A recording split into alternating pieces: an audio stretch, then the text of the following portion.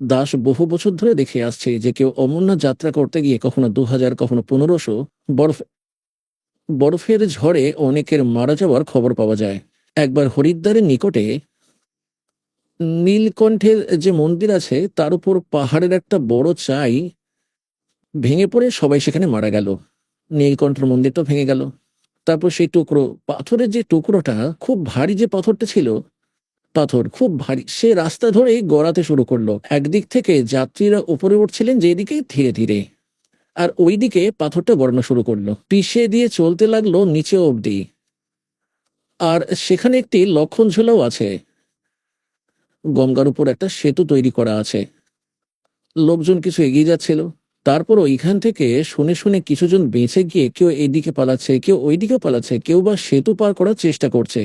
ফলে ভিড়ে তাড়াহুড়ো বেঁধে গেল।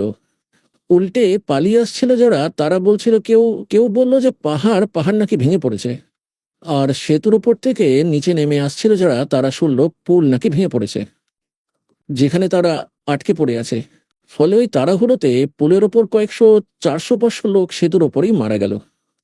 এবং কিছুজন সেতু ভেঙে পড়েছে এই ভয়ে তারা নিচে লাফ দিয়ে দিল, আর তারা নদীতে পড়ে মারা গেল গঙ্গায়। 2500 ব্যক্তির মারা যাওয়া সেই সময় আশঙ্কা করা হয়েছিল। আর সেই নীলকণ্ঠ ভেঙে গেল, যার পুজো তারা করতে গিয়েছিল, এবং সে দুর্দশা আজও হচ্ছে। এটাই সবচেয়ে বড় দুর্ঘটনা বলে মনে করা হতো। 2500 লোক মারা গেল।